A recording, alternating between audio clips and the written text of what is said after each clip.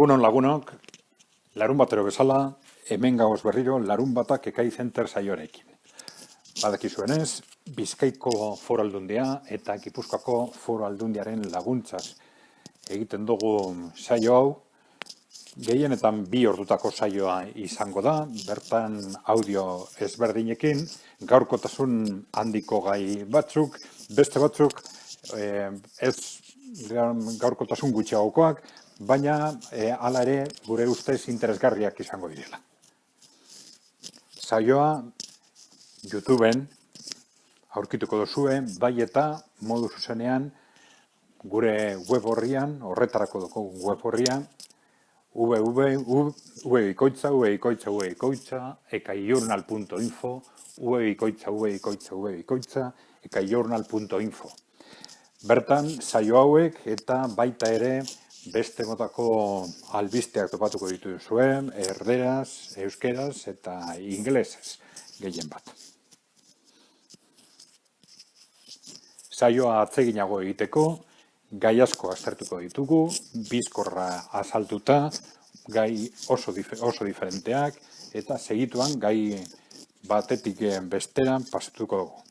Gai sozioekonomiko ezberdinak, gaurkotasuneko batzuk esan dugun moduan, beste batzuk ez, baina beti ere gure ustez interesgarriak.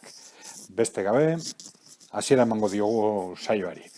Eskerrik asko gurekin zagozen guztioi.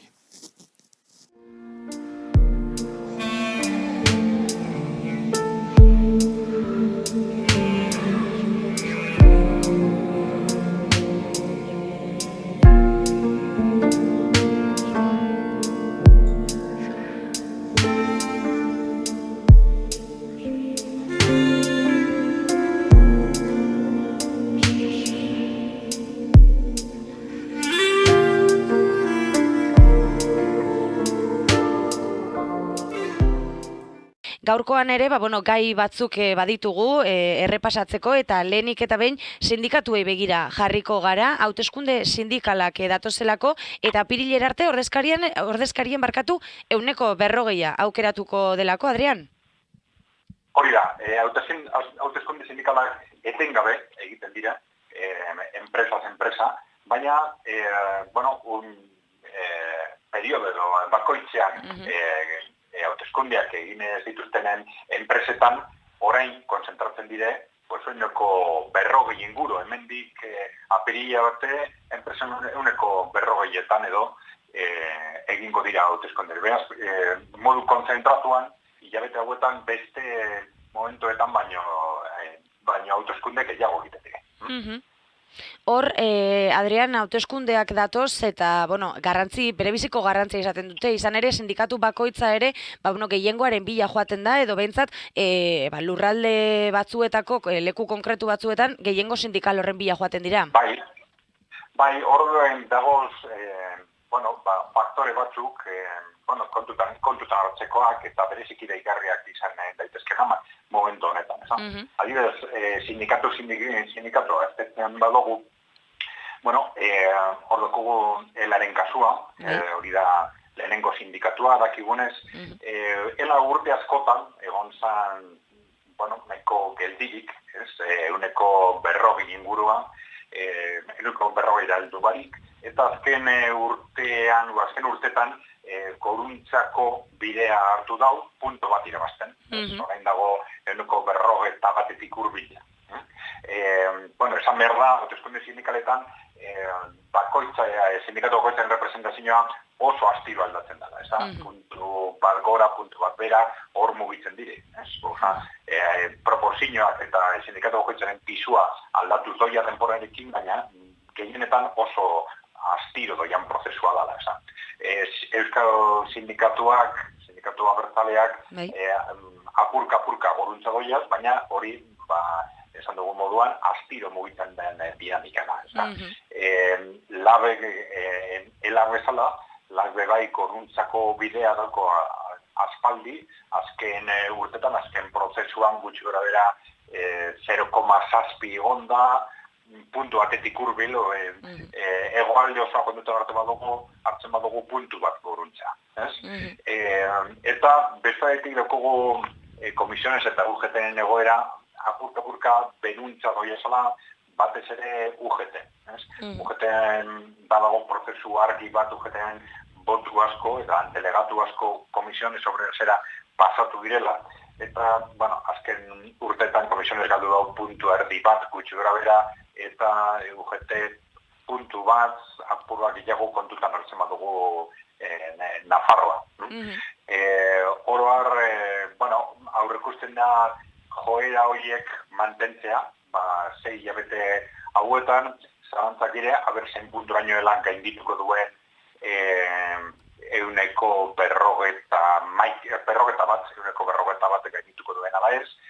Labeto komisionesen arteko leian horretan, biak dagoz euneko emeritzearen inguruan, erkidego autonomoan, lab apur bat gainetik, komisiones apur bat azpitik, joerak mantentzen badire, bien arteko distantziaro alde hori haunditu bada, UGT-ren kasuan, bere erronka da euneko 10-tik gora mantentzea.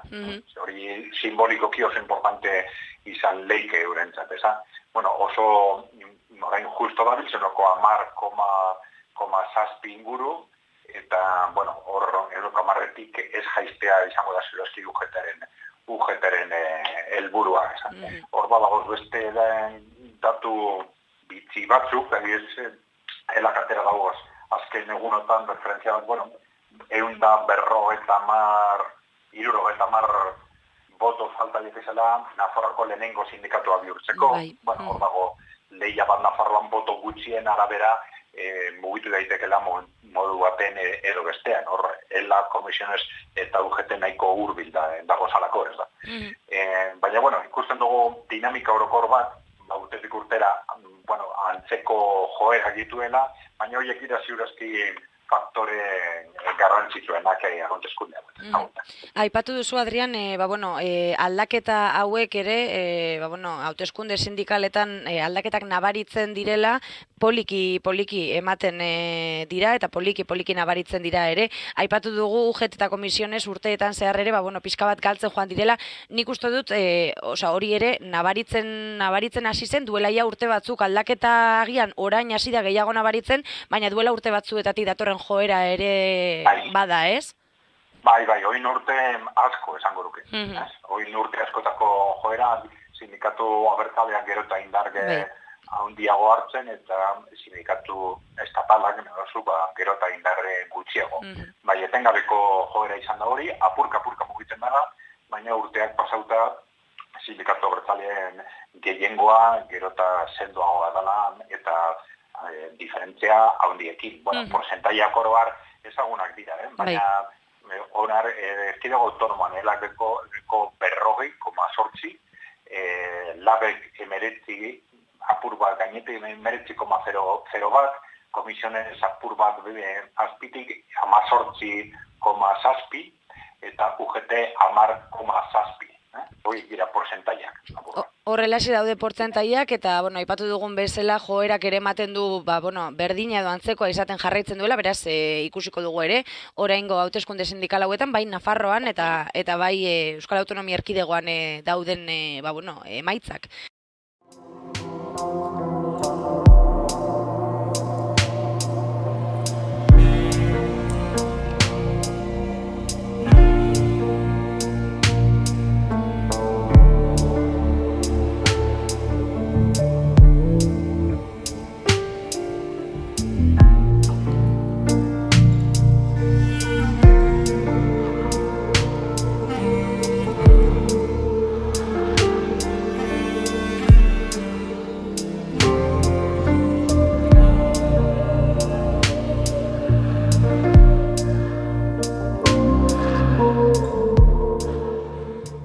Den astean hitz egin genuen La Naval Leontziolaren inguruan dabilen mugimendu guzti hauen inguruan, baina egon dira aldaketak ere joan den astetik ona.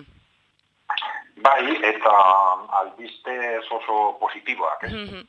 Aurreko astean aipatu genuen alde batetik La Naval likidazio prozesuan sartu zala. Bai. Eta bestaletik, bueno, Jaurlaritzaren balizko implikazioaren inguruan egon ziren zalantzak eta egon zan eztabaida. Baina albistea izan da hartu da erabaki bat langileak kaleratzeko. Hilabete honen amaieran. Claro, horrek ikuspegi diferentetatik aztertu daiteke. Alde batetik izanik likidazio prozesua errazteko modu bat. Hau da, sartzen bada, inversore bat sartzen bada, enpresa arte likidazio prozesuan, lehenengo erraztasuna da, igual likidazio prozesuan izan daitela tresna bat zorrak kitatzeko. Zorrak kitatzen dire eta igual inversore bat sartzeko zorrak kitatutako enpresa baten. Claro, beste bat izan daiteke alde batetik zorrak kitatzea eta bestetik langile. Orduan inversore berriak sar daiteke enpresa berriro martxan jartzeko edo langile berriekin edo lehengo langileekin, baina baldintza guztiz berriztuekin. Gutzetik abiatuta nolabait lan baldintzetan. Eta, bestaldetik, beste aukera bat izan daike eta langileen kaleratzeak hori erraz dezake, da beste aukera bat da, igual inversore bat sartzea bakarrik aktiboak erosteko. Ez enpresa mantentzeko, ez eta aktiboak erosteko, aktibo lurrak batez ere. Eta, hori izango ditzake aukerarik txarrena, baina jakina langileen kaleratzeak aukera hori errazten dago. Langileen aldetik ez da albiste ona, hori jardueraren desagerpenedako da beste urratz bat dala, langile badaukie eskaintza bat enpresaren aldetik lan egitera joteko Euskal Herritik kanpo, nahiko urrun, batzuk Asturiasera, igual hurbileneko aukera izan daiteke, baina hori izan daiteke aukera bat, beste bat kalean geratzea, eta beste bat ea zer gertatzen dan prozesu horretan, likidazio prozesu horretan, ea agertzen da inversore bat, eta ea inversori hori prest dagoen aurreko langileak edo langile batzuk hartzeko eta zein baldintzen arabera, gutxo hori da langile momentuetan aurrean duten kontestua. Oraingoz, suposatzen dugu, langileen ezin egona ere handia izango dela, orain aipatu dituzun aukera desberdin horiek ere mai gainean eukita, aldaketa handia izan daitekelako edo inversore berria baldin badator eta berriro ere kontratatzen baldin baditu edo kanpora joan bar baldin badira edo kalean geratzen baldin badira. Oso aukera ezberdinak dira langileentzako. Claro. Bi aukerak nahiko argiak dira, beste kokapen horietara joatea edo kalean geratzea. Bestea da, hipotesi bat, baina guk ez dakigu moduan langileek dakitea. Inversore bat agertu behar da, nala ez, eta zen baldintzen arabera, hori hipotesi hutsa da momentu honetan. Bestaetik, beste ikuspegitik ikusita, dugu hartu behar La Naval desagertzea dekon garrantzi simbolikoa. Bizkaiko edo Euskal Herriko betiko industriaren igual azken zutabe bat alako. Aldo Sorno, Bako eta bat orduko enpresa handien artean igual La Naval zan geratzen zan azkera. Gutxu berrera.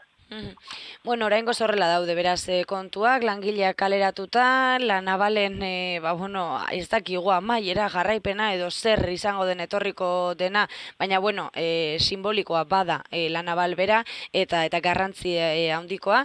Beraz, holaxe daude kontuak, hitz egingo dugu aurrerago ere, datorrenarekin azalduko diguzu zer datorren, Adrian.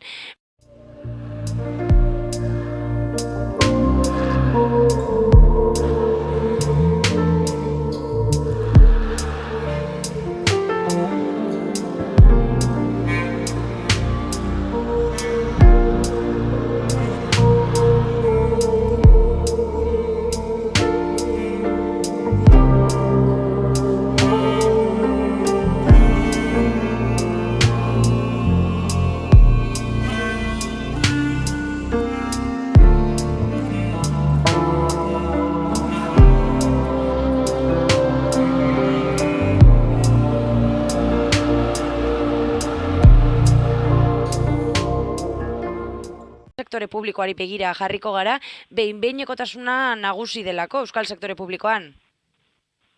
Bai, apur bat harrigarria izan da, baina agertu diren datuen arabera,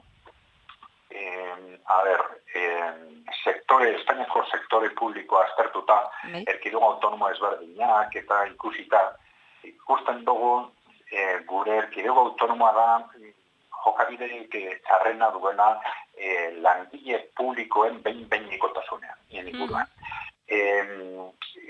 Askotan hitz egiten da azpikontratazioa, hau da, erakunde publikoen azpikontratazioaren bitartez sortzen dituzten arazoak, azpikontrata horietan lan baldintzak, ez direlako askotan batere egokiak eta behin-behinekotasuna da, baldintza horietako bat, oso gauza nabaria da eta behin eta berriz salatu eta komentatu indala. Hau da beste gauza bat, hau da, erakunde publikoak beraiek, bere euren langileekin, batez behin-behineko langileek edo behin-behineko funtzionarioak edo interinoak direnak, ze motako jokabide daukiela, eta ikusten dugu hor behin-behinekotasuna oso haundia dela, akartu diren datuen arabera, Espainia osoan langile publikoen behin-behinekotasuna da 24,9 eta Euskal Herrian da daturik txarrena. Daturik txarrena Espainia osoan, eta da 25,3. Hori oso deigarria da, batez be, erakunde publikoak, eurek dira nolabait gauza horiek batez ere zaindu behar dutenak.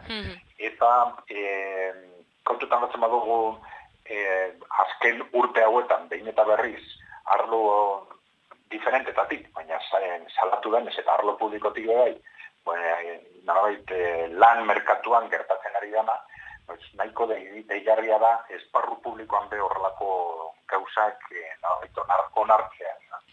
Hor zer gertatzen da? Alde batetik hor dago arlo pribatuan gertatzen denaren jarraipen itxu, nolabaiteko jarraipen itxu bat.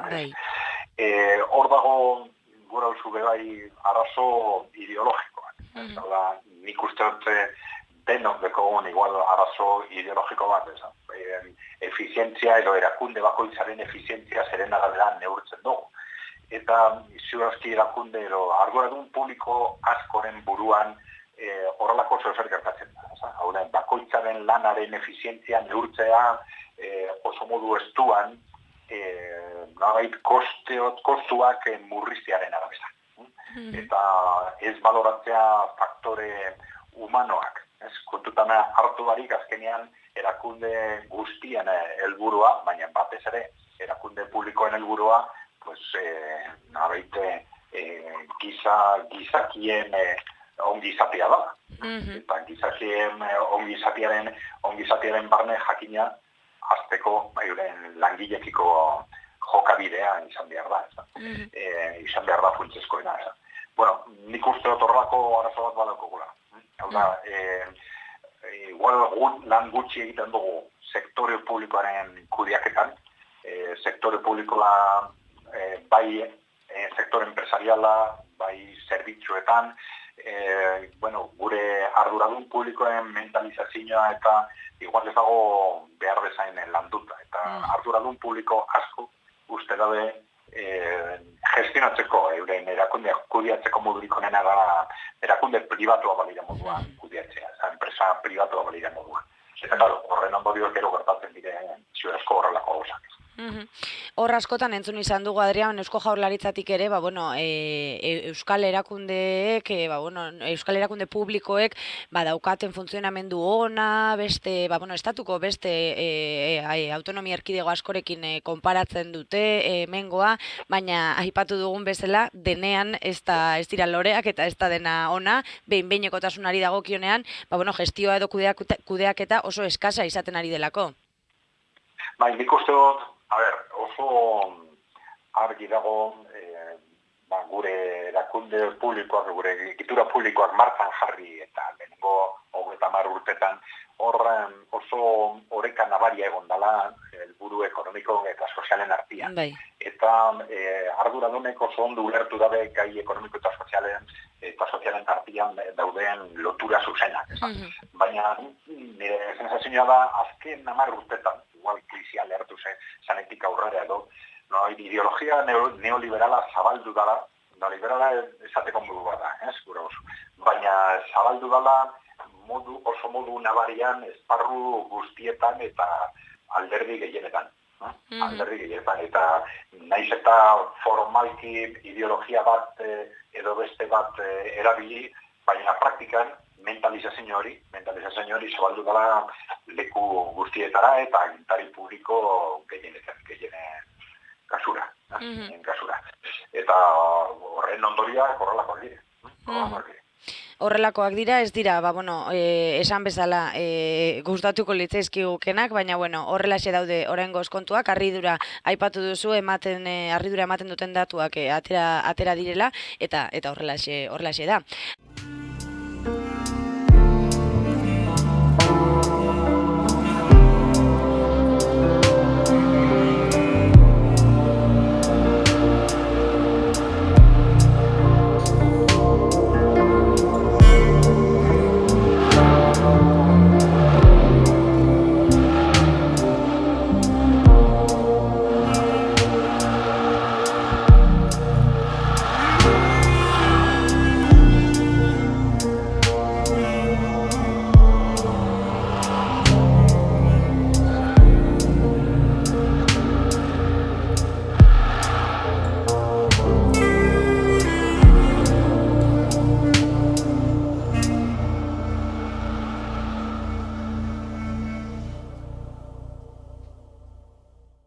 Made in China 2025. Made in China 2025 Txinan egindako plangintza bat, epeluzeko plangintzak. Txinan askotan egiten dira epeluzeko plangintzak. Honen deigarriena da zein punturaino azaldu dituzten argi eta garbi munduan ze kokapen euki nahi daben horren helburua. Oso modu esplizituan azaldu dabe, ematen dau Txinan bai arlo ekonomikoan eta bai arlo politikoan dagoela joera aldaketa bat. Hau da, betidanik jarraitu da, azken 40 urtetan, diskrezioaren estrategia bat jarraitu da. Zatu da, euren burua zala, gero eta indar gehiago hartzia, baina alden neurrian, batez behin mendebaldean oso modu deigarrian egin barik. Batez behin, beti pentsatu dalako, momentuen batean mendebaldetik etorri beharko zala reakzio bat. Kontrako reakzio bat, eta ikusita, historian zehar herrialde hegemonikoen aldetik, herrialde emergenteen aurka egon diren estrategiak, politika ekonomikoak, militarrak eta gerrak askotan, gai horrengatik gertatu dira, horren beldurragetik edo, Txinatik beti jarraitu da diskreziozko estrategia bat. Baina hori argi dago aldatzen ari dena. Igual momentu honen ja konturatu dire, gauzak oso argi dago zala, eta orduan, hasi behar da hitz egiten argi eta garbi, eta estrategia honetan gauza batzuk esaten dira oso modu argian. Dokumentu hau, Made in China 2025, mendebalde osoan zabaltzen ari da, esparru politikoan, ekonomikoan eta leku diferentetan, eta erreferentzia moduan erabiltzen ari da, bai Estatu Batuak eta bai Europar Batasunaren estrategiak definitzeko orduan, edo kontraestrategia nahi bat dugu. Gauza asko esan daiteke dokumentu honen inguruan, baina apur bat den laburbiltzeko hor 3 urratz planteatzen dira, bata 2025-erako, hemendik 8 urte, bigarrena 2035-erako, eta azkena 2059. Batik urte hori, talako Txinako iraultzaren mendeurrena. Eta horretik konkretuki aukeratu dabe 2059 referentziesko urte bezala. Bueno, 2025erako planteatzen da, herrialde industrial aurreratuen artean leku argi bat eukitzea. Oda, ez da ja bakarrik, helburu ez da bakarrik industrialki indartsu izatea, baina industria aurreratua eukin nahi dela. Eta industria aurreratuen artean eurek leku bat izatea. 10 urte gerozeago, 2025erako euren helburua da, holan izendatu dabe, herrialde industrial aurreratuenen artean erdiko mailan egotia. Eta 15 urte gerozago, 2059erako, Txinako iraultzaren menderreoen horretan, euren helburua da, herrialde aurreratuen artean liderrak izatea, lehenengoak izatea. Progresiboki ez erreferentzialtasuneraino iritsi arte datozen urte guzti hauetan? Bai, oso helburu hasieran apalak nahi duzu, baina ikusten da nola urte guzti horietan, ezkerien planteatzen ere, euren hegemonia hori lotzea. Eurek izatea, industria aurreratuen adetik, ez bakarrik barne produktu gordina, oroare ekonomian duten garantziagatik, eta herrialde aurreratuenen artean, eurek hegemonia bitxa, eurek izatea lehenengoak. Orain arte, txinetarrek oso trebeak izan dira helburu horiek betetzen, eta dokumentu hau atera zanean, hainbat susmo edo beldur piztu ziren bai estatu batuetan eta bai Europa, dokumentu hauek nahiko sinesgarriak izaten delako, eta dokumentu konkretuki sinesgarritzat hartu zalako. Hor badago zalantza, edo gon daiteken zalantza importante bat. Hain zuzen, azken hortan estatu batuetan hartutako estrategia. Obamaren denboran, alde batetik, merkataritza libreko hitzarmenen bitartez, hori oso modu zuzenian lotu zalako Txinaren aurkako estrategia bat bezala, eta azken hilabeteotan Trumpen gobernuarekin hori Txinarekiko gerra komerzialan, merkataritzan gerra kontestu hori, zein puntoraino gai izango dan Txinaren espektatiba horiek nolabait berbideratzeko edo moteltzeko. Hau da, hori behin baina gehiagotan aipatu dugu Ekai Zenterren, ikusita Trumpen estrategia horiek gero eta erasokorragoak bihurtzen direla, ikusi behar da zen punturaino merkataritza gerra horren helburuak horretan geratzen diren merkataritzaren helburuan, ala benetako helburua zen punturaina da Txinaren ekonomia ondatzea. Eta, horren arabera gauza asko gertatu daitezke. Egoera normalizatu baten, pentsatu daike Txinaren espektatiba horiek, sinesgarriak izan daitezkela, mendebaldetik eta estatu batuetatik batez be, egon leizke jakinat tresna batzuk Txinari kalte handia egiteko, naiz eta eurek bebai kaltetuak izan. Txinak markatu du datozen urteetarako bidea eta hortik aurrera ikusteke geratuko da, beste herrialdeek ere ze jarrera hartzen duten honen aurrean, erasoak egon daitezken ez, edo non geratzen den kontu guzti hau.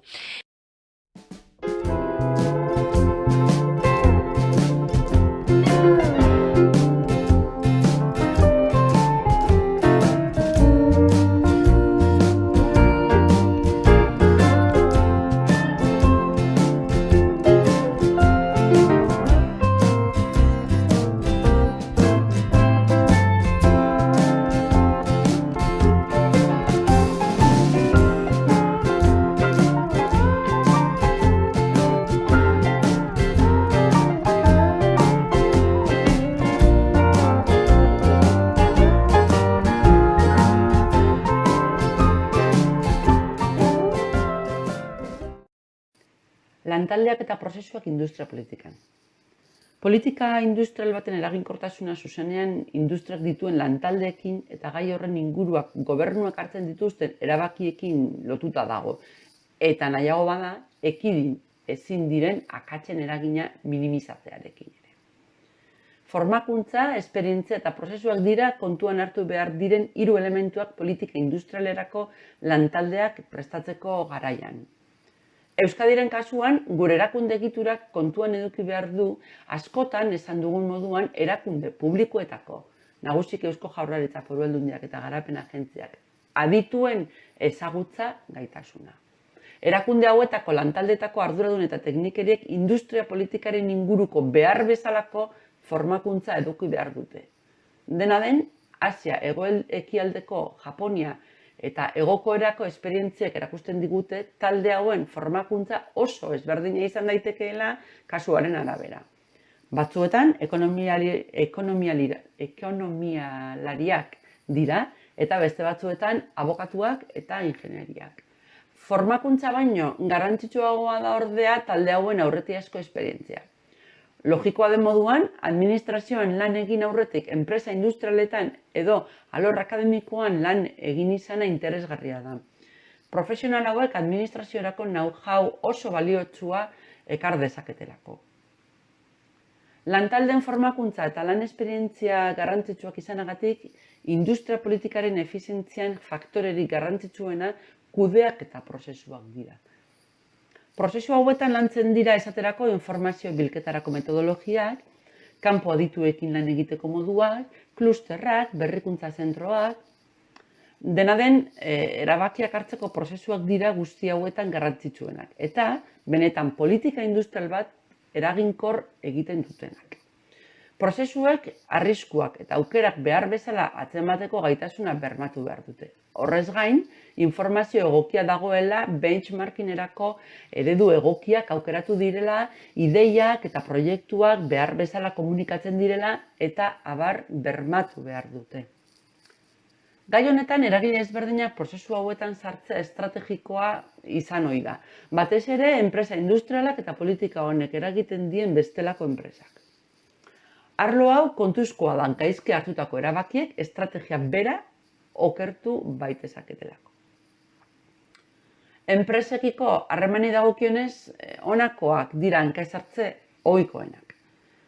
Politika honek eragiten dien enpresako aurretiko prozesuetan ez integratzea. Kontsentsurik eduki arte, erabakirik ez hartzea, interes pribatuek gehiegi eragitea edo ustelkeria bera.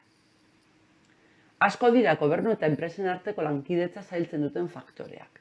Batzuetan jeloskortasuna, konfidentzialtasun arazoak edo konfiantza ezak oztopatu egiten dute informazio trukea.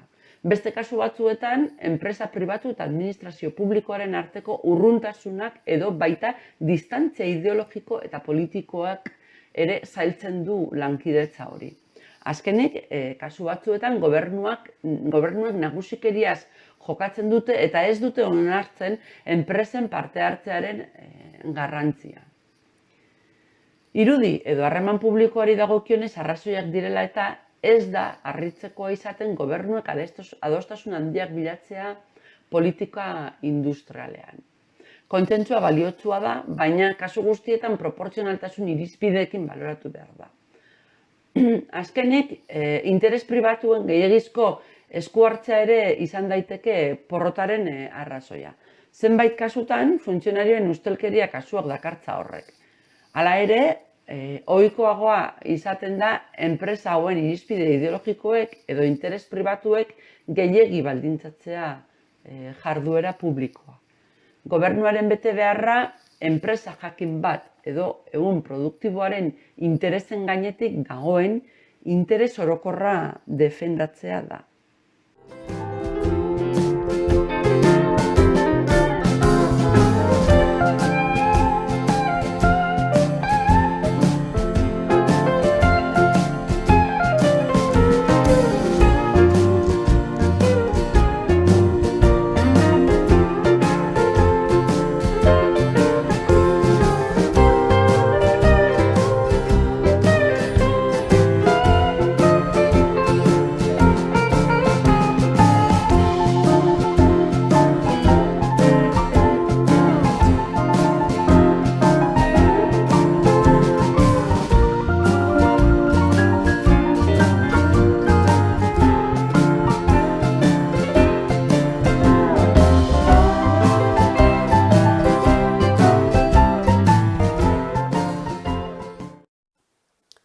Sindikatuak eta ekintza politikoa.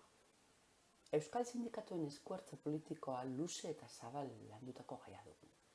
Egia esan, sindikatu eta eragile politikoen arteko harremana betidanikoa eta zentzuzkoa da jorratzen dituzten gaiak kontuan izan da. Euskal Herriko eztabaidan ordean nahasiagoa izan ohi da gai hau. Naiz eta inork zalantzan jartzen ez duen sindikatuek politikan eta ekonomian duten eginkizuna, askotan kritikatu egin ohi da zenbait sindikatuk alor horretan izaten duten esku hartzea. Gainera, historikoki sindikatuek eragin handia izan dute hemengo alderdi politikoengan. Erresuma Batuen alderdi laboristarekin gertatu izan den moduan edo alderdi demokratarekin Ameriketako estatu batuetan. Euskal Autonomi Erkidegoan sindikatuen parte hartze politikoaren inguruan dagoen eztabaida konplexuagoa da. Inork ez du zalantzan jartzen sindikatuek politikan parte hartu behar dutela. Are gehiago, askotan egotzi izan zaie euskal sindikatuei eduki politikoak lantzen diren mahaietan parte hartu ez izana. Gauza nabaria da parte hartze politiko baloratzerakoan sindikatuek gai bat edo bestearen inguruan duten jarrerak eragina duela. Hau da, ziur aski, azken egunetan entzundako iritzien jatorria. Zaila litzateke, gaur egunean ulertzea sindikatuek soldata edo lan baldintzen inguruko eztabaidetan jarrera jakinik ez hartzea. Hori da askotan euskal sindikatuei egozten zaiena. Epe luzeko ikuspegia edukitzea eta bere aldarrikapenak soldata hobekuntzetara ez mugatzea. Soldata eta lan baldintzetatik haratago doazen aldarrikapenak egitea gizarte bezala eduki beharreko jarrera dela defendatu du hainbat alditan Ekai Zenterrek. Izan ere, aldagi askok eragiten dute herrialde baten aberastasuna sortzean eta berau elkarbanatzen. Sindikatuek defenditu egin behar dituzte langileen soldatak eta lan baldintzak, baina beti epe ertain eta luzeko ikuspegiarekin. Horrek, aberastasuna sortzeko eta banatzeko mekanismoetan sartzea eskatzen die. Hori baita epe ertain eta luzean soldatak eta lan baldintzak bermatzeko biderik onena. Euskal sindikatuak dira ziur aski euskal gizartean errotuen dauden erakundeak. Ez da txarra beraz erakunde hauek gai hauetan sendo mantentzea, aurkakoa baizik. Garapen sozioekonomikorako berme bat direlako. Jarrera honek baditu bere arriskuak, baina arrisku hauek sindikatu hauen jarrera malguekia denean nabarmentzen dira. Jarrera konformistegiak dituztenean aberastasunaren banaketara mugatzen dira aberastasunaren sorrerari buruz ekarpenik ere egin gabe.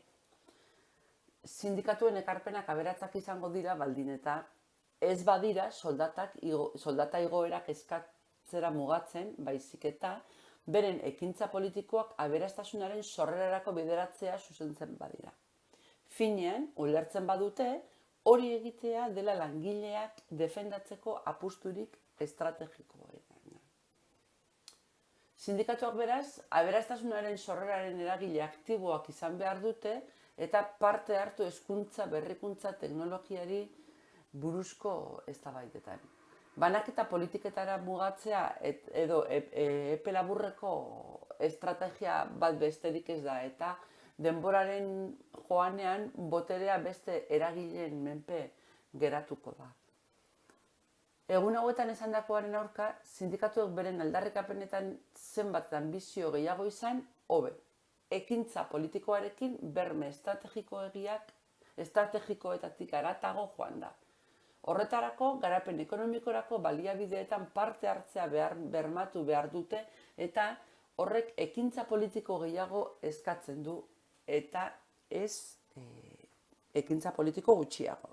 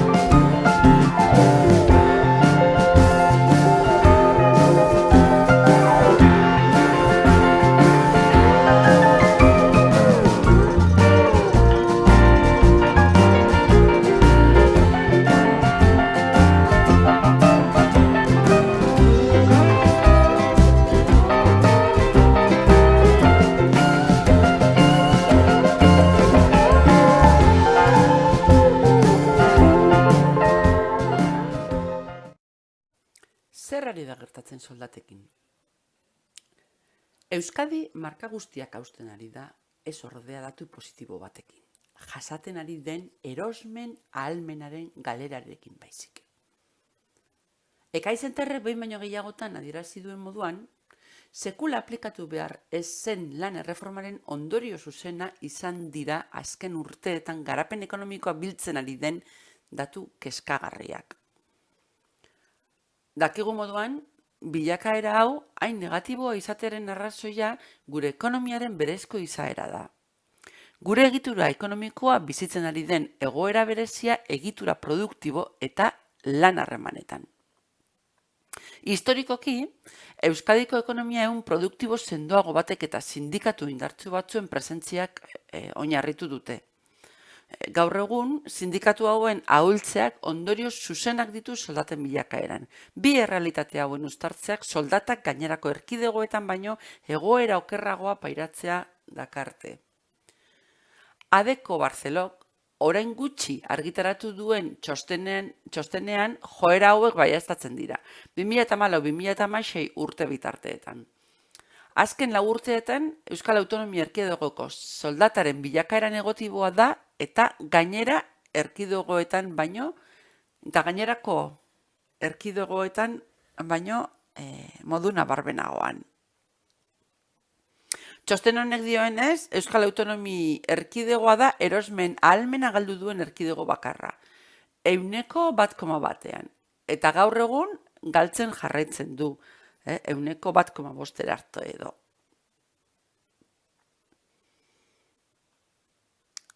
Ikusi dezakun egunez, soldaten bilakaera ez dago inondik inora barne produktu gordinaren bilakaerari lotuta. Espainian, biztanleko barne produktu gordina 2012an 22.233 eurokoa zen. Eta Euskal Autonomia Erkidegoan 29.275 2016an, biztanleko barne produktu gordina Espainian 23.970 zen, eta Euskal Autonomia Erkidegoan 31.805 Beraz, bilakaera Espainian 7,81%ko handiagotzea izan du, eta Euskal Autonomia Erkidegoan 8,64%koa. Hau da, Euskal ekonomiaren hazkundea Espainiarena baino altuagoa izanagatik, Euskal Autonomia Erkidegoa da erosmen ahalmenaren bilakaeran azken postuan ageri dena. Hau da, bilakaerarik txikiena izan duena. Bilakaera hau aurreikusi zitekeen erabat. Euskal Autonomia Erkidegoko soldaten deflazioan oinarritutako estrategia arriskutsuan sartu baita. Espainiaren lan erreformaz baliatuta, eta horretarako sindikatuen ahultzeaz baliatu da, naiz eta hauek aktibo garrantzitsua diren egoera ekonomiko eta kohesio sozialean. Euskal ekonomian, sindikatuen pisua beste erkidegoetan baino indartsuagoa izan da, eta hori izan da egitura produktiboaren mailako soldatak eduki ahal izateko arrazoietako bat. Orain, lan erreformarekin, sindikatuen indarra gutxitu ostean, ondorio oso kaltegarriak etorri dira, bai egitura ekonomikoarentzat eta baita soldatentzat ere. Joera hau gainera, euskal politikako eragile ezberdinen onitziarekin jaso da. Horregatik eta harritzekoa da, Eusko Jaurlaritzako ekonomia eta ogasun sailburu berria gai hau plazaratu izana, bere sendotasun kontzeptualaren erakusgarri moduan. Honen bestez, galdera honakoa da. Ekonomia industrializatu batean, soldatak eta garapen ekonomikoa behin bazterrean utzita, zer nolako eredua jarraitu behar da. Zalantzari gabe, soldata garapen ekonomikoaren elementu nagusi modura ulertzatik hasi beharko genuke. Ekonomia industrializatu baten, soldatak alde batera ustea, balio erantzia eta garapen teknologikoa alde batera ustea da. Gure klase politikoa ohituta dago gai soziala, gai ekonomikoak ez balira bezala lantzen. Ahaztu egiten dute ekonomia prozesu sozial bat dela eta gizartearen garapenerako ezinbestikoa dela garapen ekonomikoa. Garapen teknologikoarekin lotutako soldaten igoera ez da onural sozial bat soilik, baizik eta bete beharreko baldintza bat edozein ekonomia industrialetan.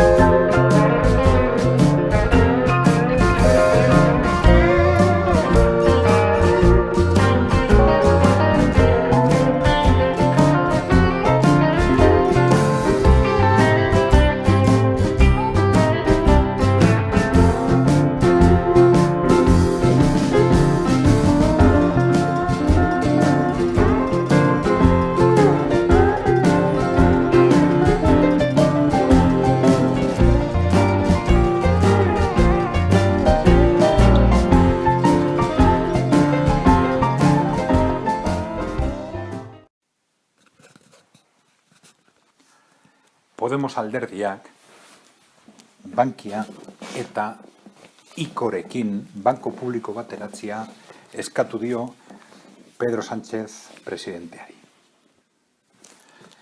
Bereziki interesgarria da gai hau. Alde batetik kontutan hartu behar dugu, Bankia eta ICO, hau da, Instituto de Crédito Oficial, zeharo erakunde ezberdinak direla. Alde batetik, Bankia aurrezki kutzen desegitea edo eraldaketan duela jatorria, banku komertziala da. Hau da, bere funtsezko oinarria bezeroen gordailuak direla. Eta gordailoen bitartez maileguak emotean enpresei, familiei eta bar. Bestaldetik, ICO ez da banku komertziala da sustapenerako banku bat. Hau da, batez ere, baliabide publikoak eta baita ere kapital merkatuaren baliabideak erabiltzen dituen egitura bat, maileguak emateko, maileguak edo bermeak edo beste motako operazioak edo egiteko batez ere enpresekin. Eta bi egitura hauek horren ezberdinak izanik, bien artean egitura bakar bat sortzea banko publiko moduan apur bat harrigarria da alde batetik. Baina garrantzitsuena da bankiaren izaera publikoaren alde Podemosen proposamen honetan egiten dan apostu argia. Bereziki interesgarria da, batez ere ikusita Espainian krisialdia lehertu zanetik aurrera, gai hauen inguruan egondan diskurtso publikoa.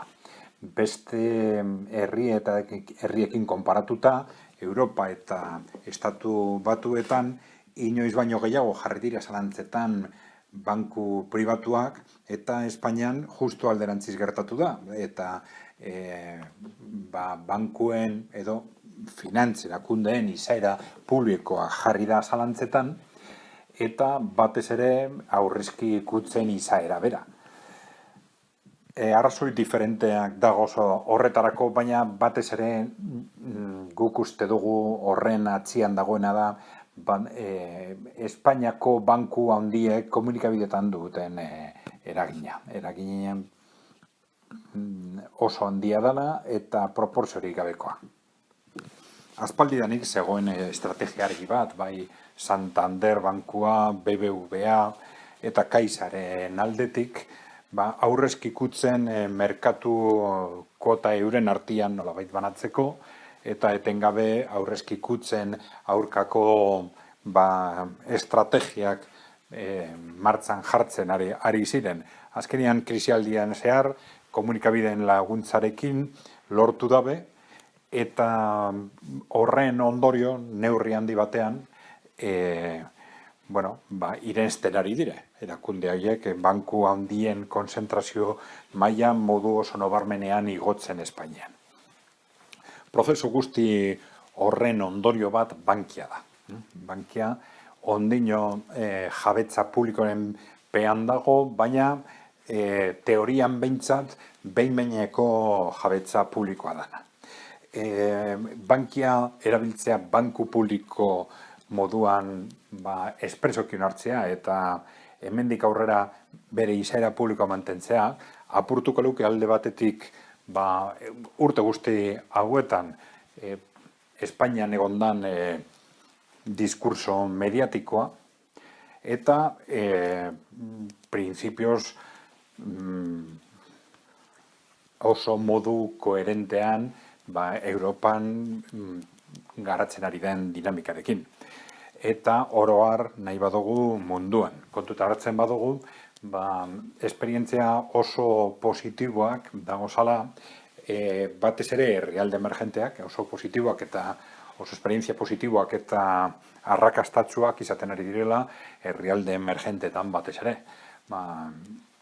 Kontutan hartzen badugu, adibidez, gutxi gorabehera Indian banku publikoaren finantza sektorearen 50% direla, Txinan 80% eta Errusian 60-70%. Eta bestaletik, Europan kontutan hartzen badugu, aurrezki kutxak alde batetik, banku kooperatiboak bestetik eta banko publikoak horiek denak kontutan hartuta, banko pribatuen esparrua oroar mendebaldeko Europan merkatukotaren 30%, baino ez dela llegatzen. Espainia justo oroar Europan gertatzen ari denaren kontrako eredua izango litzake, eta beraz, hori dana kontutan hartu eta sektore pribatuarekin nolabiteko gutxieneko oreka sortzeko oso ideia interesgarritzat hartu behar dugu beraz Podemos alderdiaren proposamen hori.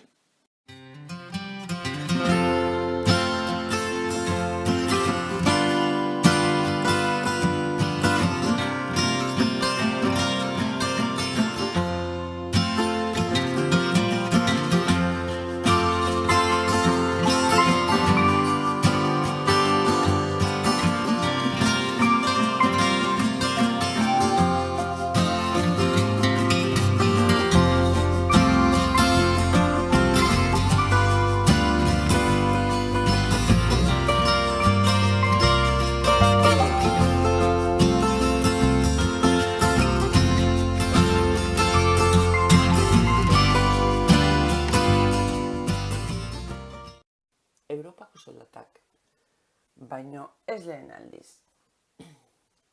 Joan den maiatzan 23an Euskal Komunikabideak lerroburu deigarri batekin hitzartu ziren. Hauetako gehienek Europa Presen lerroburu honen antzeko batekin bete zituzten lehen orrialdeak.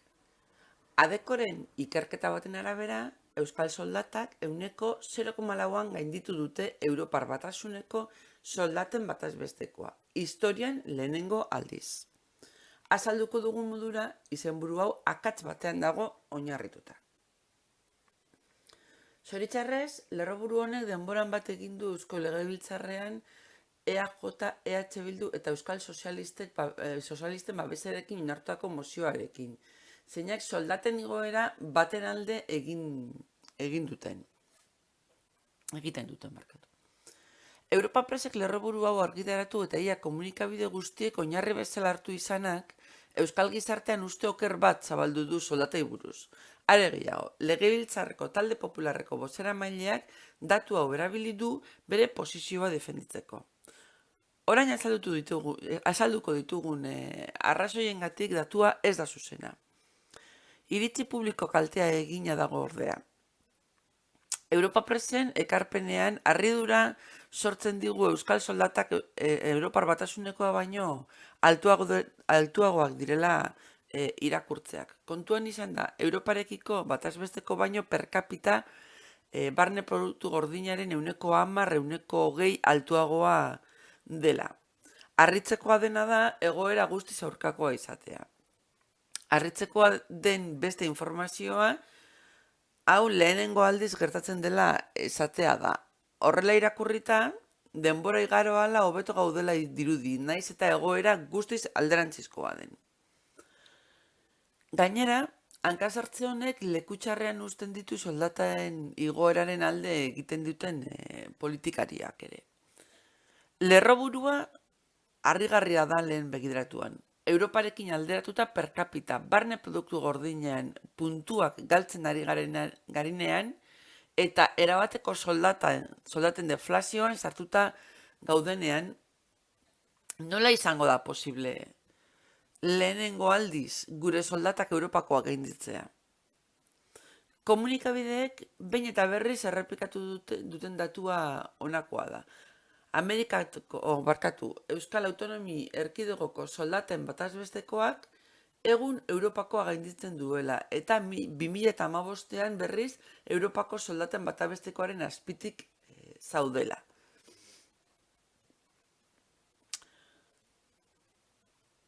Egia da, Euskal Autonomi Erkidegoko batazbestekoak Europar batasunekoa gainditzen duela. 2015ean gainditzen ez zuen bezala. 2016an gainditu egin zuen. Nola nahi ere, hau lehenengo aldiz gertatu dela esan da, horrela egoera hobera doala iradoki da, naiz eta berez aurkakoa izan egoera.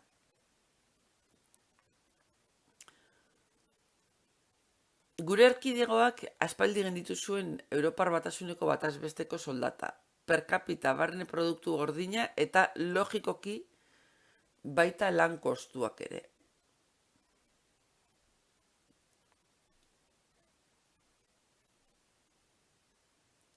Euskal per capita errenta eta soldatak azken bi hamarkadetan igotzen joan dira. Frankismo garaian galdutako posizioak berreskuratuaz. Egungo krisiak ordea ez du soilik soldaten gutxitze bat ekarri, baizik eta Europako batazbestekoarekiko posizioa ere galdu egin dugu. Bi dira batez ere bilakaera negatibo honetan eragiten duten faktoreak. Alde batetik, aurrez aipatu dugun Europako batazbestekoarekiko posizio galtzea per capita rentan, eta bestetik erreforma desegoki batek eragindako soldaten deflazioa. Bi faktore hauek geratu beharrezkoago egiten dute euskal industriaren sendotzeko eredu propio bat. Eta baita lan harremanen eredu propio bat ere.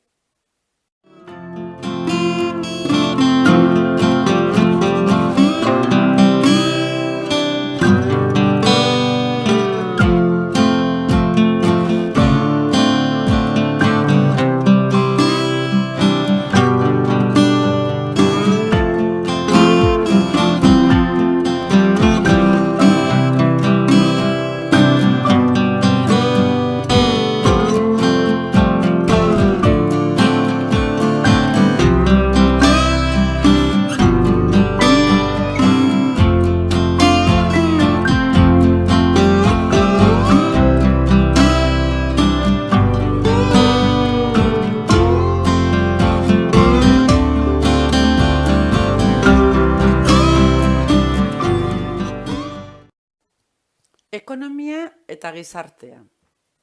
Gaur egun indarrean dagoen pentsaeraren barne itxuraldatze larria da ondorio larriak dituena errealitatearen alderdi ekonomiko eta sozialen arteko banaketa. Itxuragabatze horren ondorioz etikoak baizik ez diren aldarrikapenak bihurtzen dira gizarte eskubideak. Eta aurrerapen ekonomikoa alde batetik ikusmolde abstraktuetan, errealitatetik urrun daudenak eta gizarte sentsibilizaziorik gabeko ideietan oinarritu ohi dugu. Gizartea eta ekonomiaren arteko banaketa horrek ondorio eskorrak eta larriak ditu gure herrialdeetan eta oinarri logikorik ez du. Hasteko, gaur eguneko testuinguruan jarduera ekonomikoaren oinarria gainetik aztertzea ere nahiko da gizakien berezko jarduera dela konturatzeko. Naiz eta gauza nabaria izan, funtsezkoa da errealitate hori azpimarratzea. Gaurko testu inguruan, behin baino gehiagotan, astronomiaren antzeko zientzia fisiko baten antzekotzat hartu ohi da ekonomia, eta horren arabera bideratzen da azterketa ekonomikoa. Hala ere, egiaz giza eragileekin guztiz loturik dago ekonomia, edo gehiago bada giza jarduera eta errealitate fisikoaren elkarren arteko eraginarekin. Giza jarduera protagonistatzat hartu behar du jarduera ekonomiko orok. Baliabide naturalak lurretik ateratzea, nekazaritza, baliabide naturalen eraldaketa, kontsumoa, inbertsioa, gizakiek erabakita, antolatua eta gauzatutako jarduerak dira. Gehienetan, jakina, hainbat motatako tresna edo makina erabilia eraldatzen dute gizakiek errealitate fisiko eta materiala, baina gizakiak dira beti eragileak. Baina jarduera ekonomikoa ez da giza jarduera bat bakarrik. Gizarte jarduera da ere, itsasoan galdu den uharte utz bateko biztanle isolatuak kenduta, gizakien arteko elkarlanean oinarritzen dira jarduera produktibo guztiak. Pentsa dezagun jarduerarik isolatuenean. Adibidez, nekazal ekoizle burujabea, naiz eta bere ekonomia jarduera autokontsumoan oinarritu, beste pertsona batzuk ekoizten dituzte bere lantresnak, edo beste batzuengandik ikasitako teknikak erabili behar ditu tresna horiek ekoizteko. Gehienetan, beste gizake batzuekiko harremanen menpe daude ekoizle horiek ere. Haien soberazko ekoizkinek erosteko edo beste ekoizpen zein zerbitzuk hornitzeko. Europar Batasunean Eurostaten datuen arabera, lanbide jardueren 10% baizik ez dira autoenplegu moduan gauzatzen. 5% soldatapeko langileak dituzten enpresariak dira eta 85% gorantzako bidean soldatapeko langileak dira. Hau da, modu kolektiboan talde lanean garatzen du jarduera produktiboa biztanleen 80%. Ikusten dugunez, jarduera produktibo nagusia modu nabarian soldatapeko langileekiko enpresa da. Enpresa horiei lan egiten duten pertsona guztiek jarduera bateratuan hartzen dute parte, enpresaren titularraren bitartez koordinatua. Datu horien arabera, argi ikusten dugu jarduera produktiboa bera gaur egun modu bateratuan gauzatzen dela, enpresa izendatzen dugun gizataldeen bitartez. Enpresa horren legezko egitura edozein izan da ere, pribatua, publikoa, kooperatiboa gizakeen arteko koordinazio edo elkarlanean oinarritzen da egitura hori. Gizarte egitura da beti ere. Ekonomiaren gizarte izaera ez dagokie ekoizpen jarduerei bakarrik. Beste gizakiekiko elkarlana, ekoizpena eta kontsumoaren arteko harremanari dagokio ere. Bai eta hezkuntzari, prestakuntzari, jarduera ekonomikoaren oinarri publikoi eta abar. Alderantziz, gizarte izaera duten beste jarduera asko ere errealitatearen esparru ekonomikoekin daude zuzen loturik. Sozialtzat hartu ohi duguna gastuarekin, aisialdiaren erabilpenarekin edo banaketarekin dago gehien bat loturik eta. Beraz, faktore ekonomikoen menpe dago eta faktore horietan eragin zuzenarekin bere epe laburrera bai epe laburrera eta baita luzera ere. Hala ere, tamalgarria da eztabaida ekonomikoan jarduera hori aztertzeko ohiko modua. Bere gizarte baldintzetatik banatzea posible balitz moduan alde batetik eta bestaldetik gizarte eztabaida horien oinarri eta baldintza ekonomikoa kontuan hartu gabe gauzatu ohi da. Gizartea eta ekonomiaren arteko banaketa artifizial hori ez da arazo teoriko hutsa. Bai, azterketa eta eztabaida ekonomikoak, bai, azterketa eta eztabaida soziala ere itxuraldatzen ditu etengabean. Azterketa kritiko eta zientifiko baten bidez, itxuragabetze hori gainditzea da bide zuzena. Azterketa eta eztabaida sozioekonomikoa modu egokian kokatzeko ere.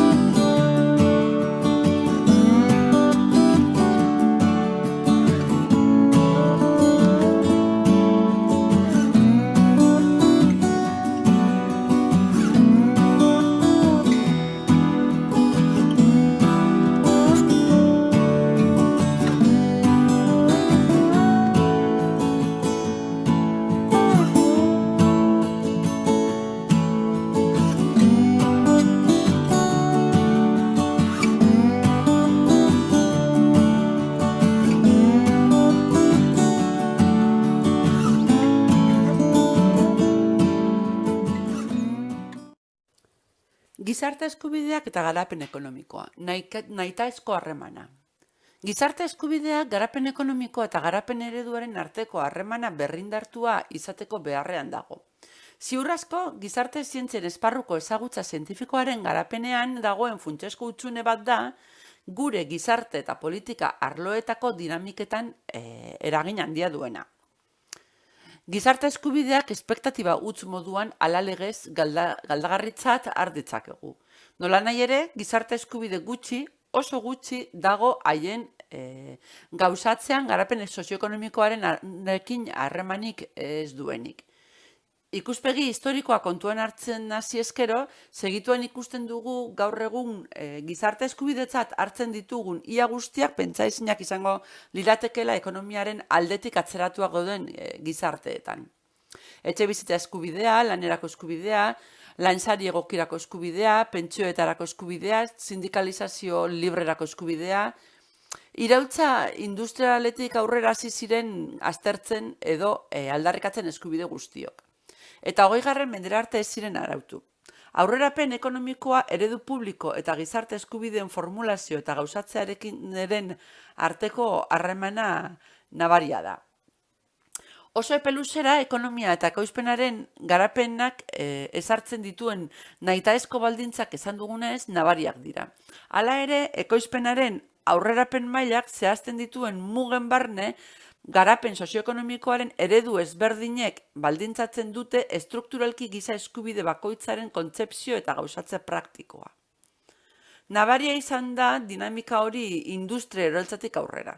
Eredu politiko liberalak eta kontserbatzaileen artean agertzen da lehenengo bereiztea.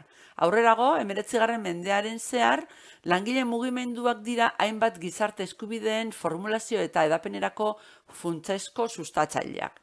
Batez ere, enpresarien aurreko soldatapekoen eskubideen babesarekin loturik daudenak. Ordutik aurrera, gizarte eskubideen adierazpen eta ezarpenen aurrerapen nabaria gertatu ziren, eredu politiko berrien arabera. Adibidez, Bismarckek estatu esku hartzailea, Mexiko eta Sobietar Batasunaren iraultzak, Elizaren gizarte doktrina, demokrazia kristaua, gobernu sozialdemokratak eta oroar eredu politiko esku hartzaileak Europan nagusiak izan zirenak Bigarren Mundu Gerratik 80. hamarkadara arte. Aldaketa nabaria gertatu dira 80. hamarkadatik aurrera. Ongizate estatua izendatu zena, gero eta gehiago zalantzetan jarri zen, eta aldi berean gero eta gehiago ere zalantzetan jarri dira hainbat gizarte eskubide. Oroar, eskubide horien adierazpenak baino gehiago, eskubide horien legezko mugak edo gauzatze praktikoa dira zalantzetan jarri direnak. Nolanahi ere gizarte eskubidea garapen ekonomikoa eta eredu sozioekonomikoaren arteko harreman triangeluar hori nabaritzat hartu behar dugu. Eta ez maila zientifikoan bakarrik. Harreman horren edapena eta biztanlegoaren horrekiko mentalizazioa funtsezkoak dira. Bai gure politiken, bai eta gure bizitza sozial eta ekonomikoaren aurrerapenerako ere. Eta ez kontzeptua bera bakarrik, harreman horren ondorio dialektiko, politiko eta sozioekonomikoak ere. Harreman teoriko-kultural hori nahitaezkoa da. Zehazki, gizarte eskubideen kontzepzio babesle hutsa gaindetu ahal izateko. Gizarte eskubideetan lortzen diren aurrerapenak eta horien indartzea ez dira lortzen eskubide horien alderrikepen hutsaren bitartez. Indar produktiboen aurrerapenak eta eredu sozioekonomiko bakoitzak zehazturiko testuinguruak ere objektiboki aurrerapen horiek mugatzen dituela kontuan hartzea nahitaezkoa da. Baldintza horiek kontuan hartzeak derrigorrezkoa da errealitatea modu objektiboan aztertu ahal izateko. Gainera, gizarte eskubideen erabilgarritasuna edo aurrerapenak galdatzearen legitimaziorako ere, baina baita ere gizarte eskubideen onurak eta politika eta gizarte arloko eragileen legitimaziorako ere. Eskubide horiek behin eta berriz aldarrikatzetik haratago. Gaitasun produktiboa, eredu sozioekonomikoa eta gizarte eskubideak hirurak batera eta modu elkar proportzionatuan sustatzea eskatzen du ekonomia, etika eta gizartearen aurrerapenak. Bai ikuspuntu analitiko batetik, zein gizarte eta ekonomia arloko eragileen kokapenaren aldetik ere.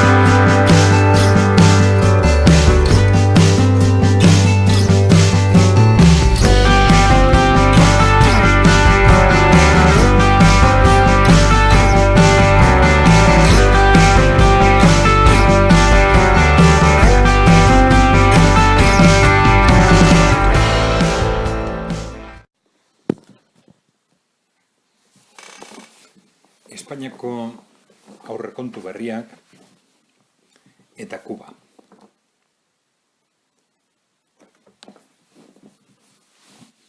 Bozento taldeko egunkarietan, egun hauetan aurkitu dugu artikulu bat, argi eta garbi konparatzen oso modu harrigarrian,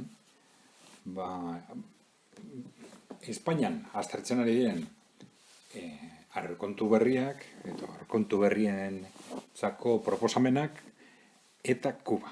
Eta izenburuetan argi eta garbi jartzen Kuban behintzat eguraldi ona daukie.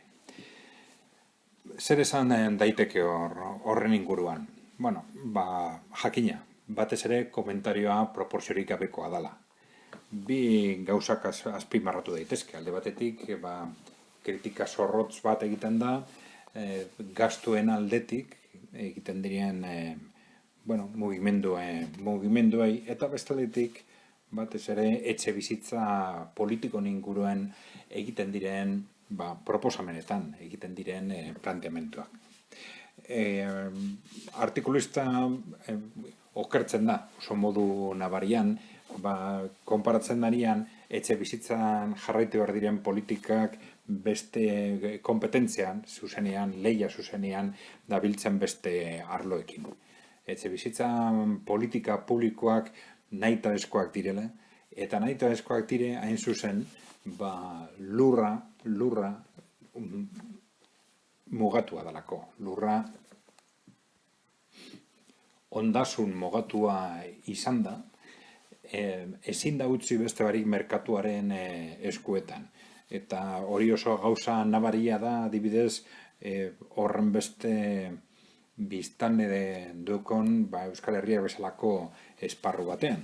Baina oro har, oso modu zuzen jarraitu behar da administraziotik lurrarekin zer egiten da, eta horregatik etxe bizitza politikan ezin da utzi beste barik merkatuaren eskuetan.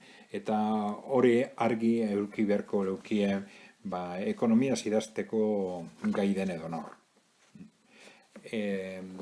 Kubaren ekonomian gauza asko dira oso diferenteak, eta batez ere ez lotuta gasto publikoarekin, edo eskuartze publiko arauen aldetik, baizik eta jabetza publikoarekin lotutakoak batez ere.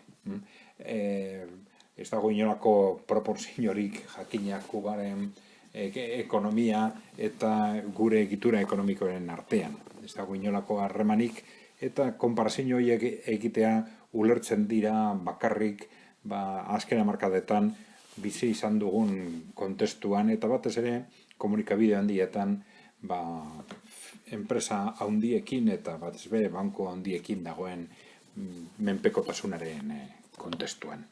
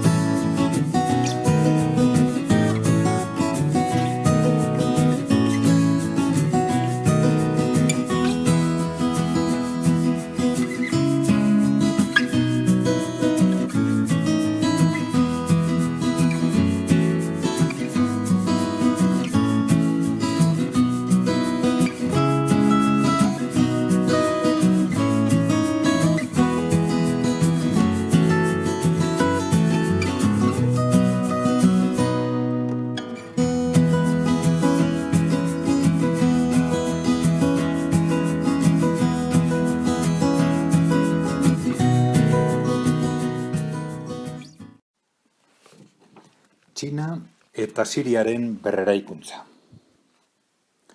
Oin gutxi amaitu den Damaskuko azoka, Damaskuko nazioarteko merkataritza azoka,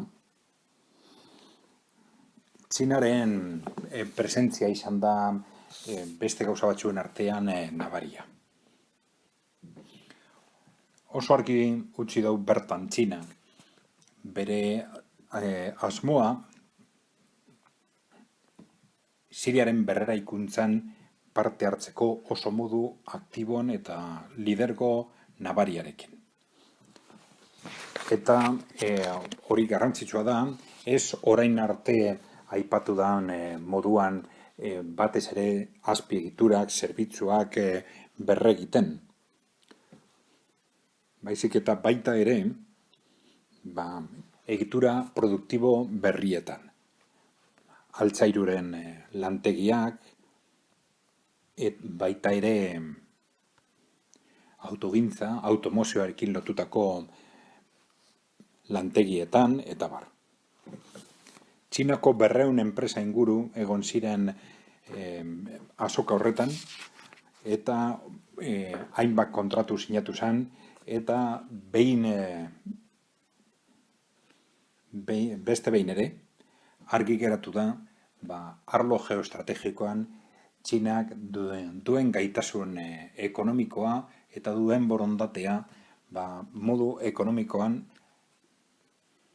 parte hartze zuzena hartzeko herrialde emergenteen estrategia orokorrean. Besteetan gertatu den moduan, hainbat arlotan, beste herrialdeak Errusiak batez ere, protagonismo politiko eta lidergo politiko eta militarra hartuta, Txina bigarren lerro baten, baina protagonismo ekonomiko nabaria hartzeko borondatea adierazi du kasu honetan ere.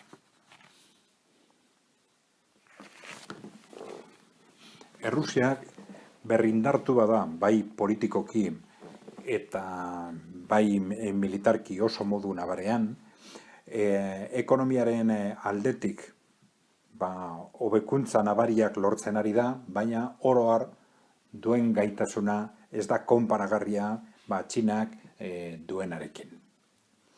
Txinaren ekonomiak duen indarra, duen garrantzia eta dituen excedente finanzieroak, balebide finanzieroak, inbertsio berriak egiteko ikaragarriak dire. Eta beraz, oso modu azkarran eta oso azkarrean, Errusia eta Txina bakoitza bere lekua hartzen ari da, posizio eta kokapen estrategiko hauetan, bakoitzak bestearen gaitasunak modu oso egokian erabiliz.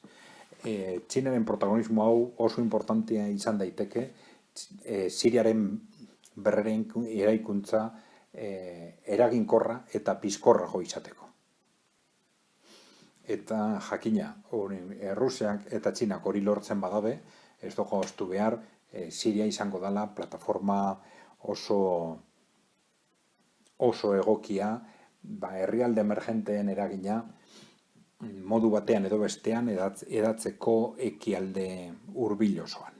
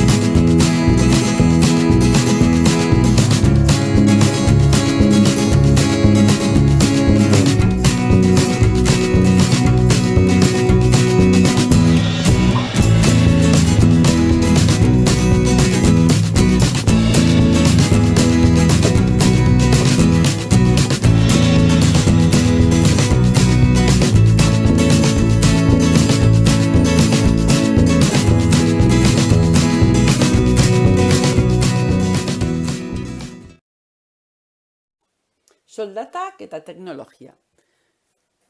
Ekipamentu teknologikoa da zalantzari gabe euskal ekonomiaren erronka nagusia. Horregatik, erronka honi krisiaren aurreko hamarkadetan izan zuen garrantzia eman behar diogu gaur ere. Arazoa zera da, euskal ekonomiak 10 urte daramatzala aurkako bidea jorratzen. Egiturazko gabeziak dauzkagu hezkuntzan eta formakuntzan, ikerkuntzan eta berrikuntzan. Egiten den inbertsioak ere bere horretan jarraitzen baitu, edo jaisten ari da, eta ekoizpen gaiztasuna ere galtzen ari gara. Egoera hau borobiltzeko soldaten debaluazio sistematiko batean murgilduta gaude, eta hori mehatxu bat bilakatu da garapen teknologikoarentzat. Komunikabideek ekonomia aztertzen dutenean erabat okerrak izaten dira egiten dituzten azterketak. Lan kostuen jaitsiera eta enpresen irabaziak handitzea ekonomiaren onerako dela errepikatzen dute behin eta berriz. Honakoa gizartearen arazoa da. Izan ere, eragile sozialek eskuineko, ezkerreko, zein zentrokoek besterik gabe onartzen baitute. Azterketa ekonomikoetan ohikoa izaten den moduan, gizarte gaiak ekonomiagandik bereizteak dakar akatsau. Ekonomia modu kolektiboan gauzatzen den jardun bat da, soziala eta definizioz beraz. Soldaten izozteak edo jaitsierak gurea bezalako egoeratan enpresen irabaziak handitzea dakar. Enpresen irabaziak handitzea garapen ekonomikoarentzat beti ona dela pentsatzea oso inusentea da. Naiz eta behin eta berriz errepikatzen duten gauza bera eragile sozial zenbaitek. Egia da, enpresen irabazi ekonomikoak handitzeak enpresariari inbertsioak egiteko malgutasun gehiago ematen diola. Beste kontu bat da ordea zertan inbertitzen duen irabazien gehikuntza hori. Egiten diren inbertsioak oso lotuta daude inbertsio horiek beharko dituzten lan kostuei. Lan kostu baxuek aukera ona izan litezke industrializazio prozesuan dauden herrialdeetan inbertsioak bultatzeko. Baldin eta prozesu hau ongi bideratua eta gainbegiratua badago politika publikoengatik. Herrialde askok honela ekin diote industrializazioari, bereziki gorabidean diren herrialdeek. Euskal ekonomiaren kasuan ordea ez da horrelakoa. Ingurune industrializatua baita. Gure oinarrizko erronka lehen aurreratu dugun moduan, ez da inbertsioak areagotzea, ekoizpen egituran balio erantzia handitzea baizik. Horretarako, balio erantzia handitzen duten inbertsioak dira behar ditugunak. Euskal industria une honetan oso arriskutsua den kokapen estrategiko batean dago.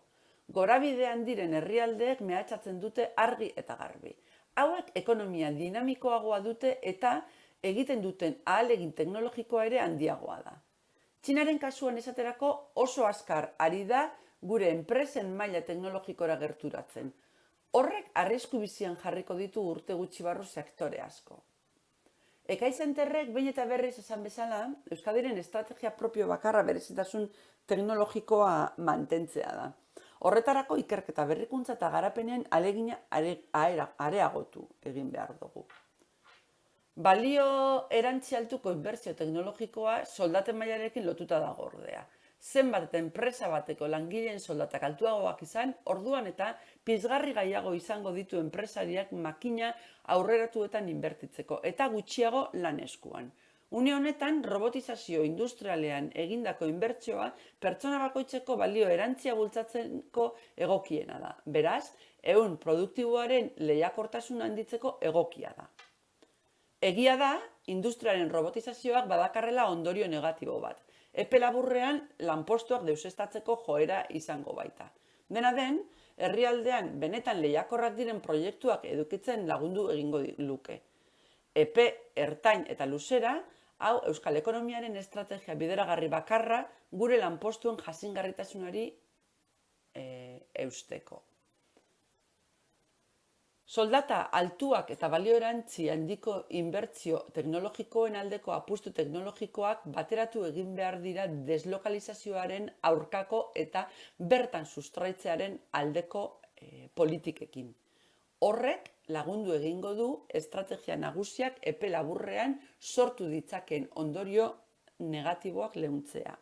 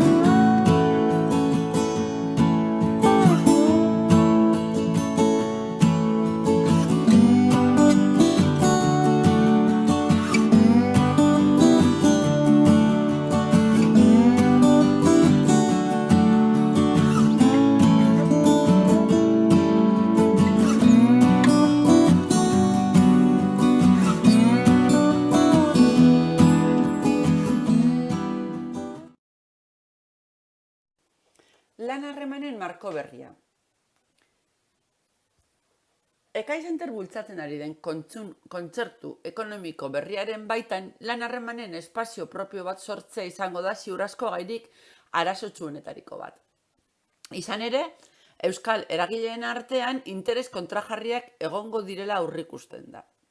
Eusko Legebiltzarreko eztabaidei arreta jarrita, soldatak igotzeko eskaera kontsentsua dagoela ematen du. Are gehiago, lan harremanen marko propio bat ere aldarrikatzera iritsi dira.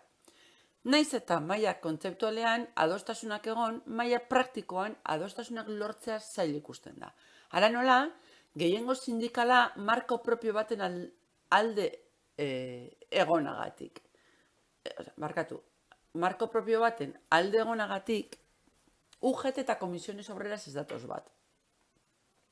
Hasiera batean, adostasunaren oinarriak argiak dira. Batetik, euskal egitura ekonomikoaren berezitasunagatik eta bestetik ekoizpen ahalmena per capita errenta oso berezituak daudelako Espainiarekin alderatuta.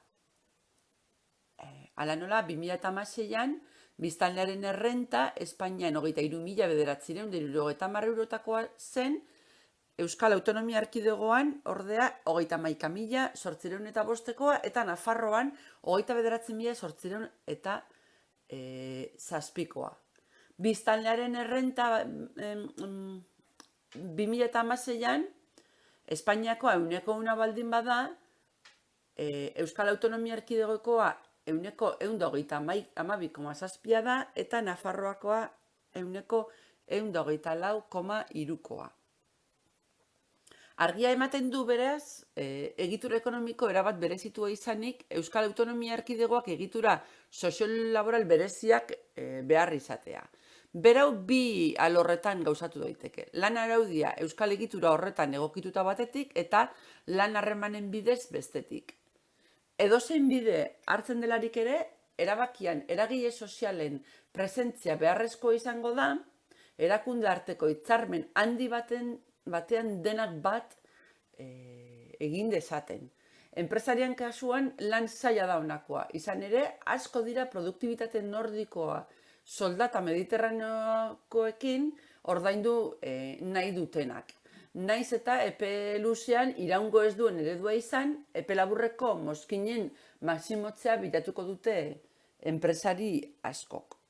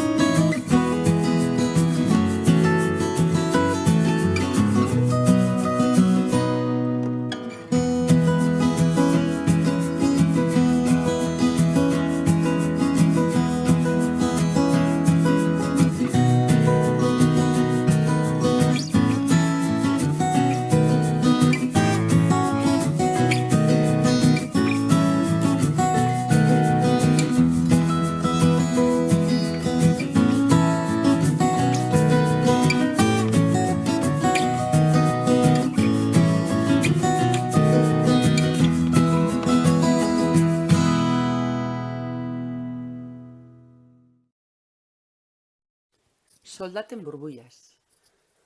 Adegiko zuzendari nagusiak Euskadi eta Txinaren arteko lehiakortasuna alderatzeko eskatu zaionean eta bereziki berrikuntzan, teknologian eta formakuntzan daukagun gabeziari buruz, horrek soldaten burbuia batera garamatzala baieztatu du. Ekai Centerrek behin baino gehiagotan azaldu duen modura, Jose Miguel Aiarzaren adierazpen hauek zuzenak dira. Bai behintzat literalki, zuzenak bai, baina baita eskorrak ere. Adierazpenak esanguratsuak dira ekaizenterren teoria baieztatuz. Gure ekonomiaren eta politikaren politika publikoen norabide okerra adierazten dutelako. Eskorrak diogu irmoki diolako egoera honen soldaten burbuila batera eramango gaituela. Errealitatea den modukoa da, eta azken hamarkada galdu badugu ere, ezin dugu ekidin politika publikoen izaeraren aldaketa bat. Horrek galdutako denbora berreskuratzen lagunduko liguke eta hobeto kokatuko ginateke gorabidean diren herrialdeen bilakaeraren aurrean. Ikuspegi hau partziala ere bada. Berrikuntzan, teknologian eta talentuan ditugun hutsune konparatiboek etorkizunean soldaten burbuila bat sortu dezakete. Baina, burbuila hori askotarikoa izango da. Enpresen irabazietan, fiskalitatean, gastu publikoan eta orokorrean gure bizimailan. Adegiko arduradunek burbuila sortzearen arriskua soldatari bakarrik egostea patronalaren jarreraren erakusle argi-argia da. Egia da, eztabaida honetan adegiko zuzendari nagusiak erabilitako terminologia horrek gaizki ulertuak sortu ditzakeela. Baldin eta etorkizuneko balizko eszenatoki hori gaur egunera ekartzen badugu. Balizko soldaten burbuilari buruz hitz egin da lortu nahi dena egoera horretara ez iristea dela pentsatuko dugu. Irakurleak, entzuleak, kasu honetan, pentsatu dezake egin beharrekoa gehiegizko soldatak jaistea dela. Nahazte kontzeptualaren erruz, ulertu genezake adegik une honetan existitzen ez den burbuilari aurrez egin behar zaiola defendatzen duela. Hau horrela egitea oso albiste txarra izango litzateke. Alde batetik, une honetan soldaten burbuila hori ez da existitzen, alderantziz. Ekaizenterrek behin eta berriz esan duen moduan, lan erreformaren ondorioz etorri den sindikatuen ahultasunak soldatak gure ekoizpen gaitasunetik beherak kokatu ditu eta estatuko batazbestekoaren azpitik ere bai. Beste alde batetik, etorkizuneko balizko soldaten burbuila horren arrazoia ez da une honetako soldatak altuegiak izatea. Baizik eta gure ekoizpen sistemaren eraginkortasun eza eta gure politika publikoen ezintasuna. Horren ondorio dira maila teknologiko eskasegia eta lehiakortasunaren galera. Entzuleak pentsa dezake arrazoi izan edo ez, gaur egun soldatak izoztuta mantentzea onuragarria litzatekeela etorkizunean burbuilarik ez sortzeko. Akatz bat litzateko hori pentsatzea.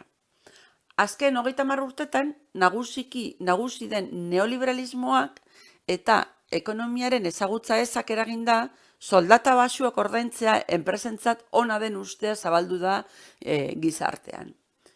Soldata baxuak beraz, jarduera ekonomikoarentzat positiboak direla pentsatu arazi da eta hori ez da horrela. Alde batetik, jakina den moduan, ekoizpena eta kontsumoaren arteko oreka bermatu behar dela argudiatzen da. Eta honek garapen ekonomikoa eta soldaten arteko oreka eskatzen duela. Argumentua izate zuzena da, baina Euskal Autonomia Erkidego bezalako errealitate industrialetan bere aplikazioa erlatiboa da. Gurea bezalako industria bat ekonomiaren barne eskariaz baliatu liteke, eta hori gure enpresen salmenten bi herena da. Nola nahi ere, askotan ahaztu egiten zaigu dinamika honetan garrantzitsua dena, soldata mailaren eragina enpresa industrial epe ertain eta luzean. Askotan uste izaten da maila teknologiko altu batek soldata altuak posible egiten dituela eta hau horrela da. Gainera, ez da aukera bat, ezinbestekoak dira soldata altuak teknologia maila altuko enpresetan. Enpresa testuinguru horretan, enpresariak irabazi gehiago lortzeko pizgarriak izango dira soldata altuak. Soldata baxuek erraztu egiten dute enpresen helburuak lortzea. Epe ertainean, enpresariak galdu egiten du aurrerapen teknologikorako pizgarria. Teknologikoki aurreratutako inbertsioak apustu ez ziurrak dira eta epe luzera ematen dituzte irabaziak. Soldatak erabili egin behar dira enpresariak presionatzeko eta irabaziak berrikuntzan, ikerketan eta ekipamenduaren bidez lortzeko. Horrela, egin ezean, industria garapen aurreratu bat ezinezkoa bilakatzen da.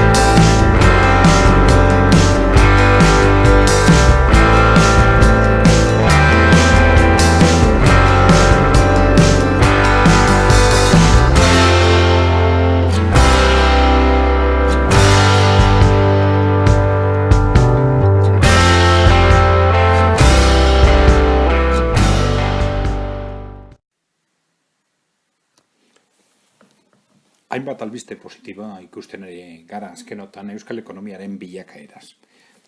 Egun hauetan alde batetik langabezi tasa merkatuaren 10% bera jaitsi dala, eta bestaldetik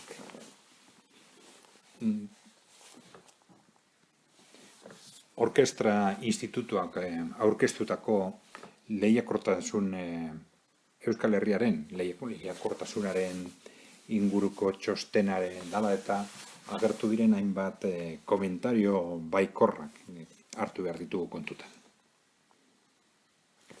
Langabezi tasaren bilakaerarekin batera, enpresen etekinak eta barne produktu gordinean izaten ari garen bilakaera baikorra kontutan hartzen ari gara. Baina ez dugu ahaztu behar, aldagai horietako bakoitzak garapen ereduaren kontzeptuan kokatu behar dugula argi eta garbi, Euskal Herriaren kasuan. Jakina, epe laburrera, inok ez da hau esango, gauza txarra danik, langabezia jaistea, edo enpresak diru gehiago irabaztia, edo barne produktu gordina igotzea. Baina helburu horiek lortzeko, edo aurrerapauso horiek emateko. Jarri egin ditugun edo eman ditugun pausoak kontutan hartzea oso importantea dela. Eta garrantzitsua da batez ere zein garapen ereduan kokatzen ari garan mugimendu guzti horiek. Langabezi tasa jaisten badugu lanbide kualifikazio gutxiko lanpostuen bitartez. Eta produkzioaren igoera lortzen badugu, balio erantzi gutxiko lanpostuen bitartez, balio erantzi gutxiko salmenten bitartez, gertatu leike erraz, Euskal Herrien kasuan zein den kontutan hartuta, gertatu leike erraz, epe, ertain eta luzera egiten ari garen mugimendu guzti horiek kaltegarriak izatea. Gure ekonomia industriala da, baina maila teknologiko bajuko industria oinarritutakoa. Hori da gure erronkarik funtsezkoena, oro har gure herria ekonomikoki ondo kokatzeko bai Europan eta bai nazioarteko lehian. Eta hori ez badugu kontutan hartzen gure estrategitan eta gure politika publikoetan, epe laburrera behar bada aurrera pausoak direnak, behar bada epe luzera begira arazo estrategiko gero eta handiagoak bihur daitezke.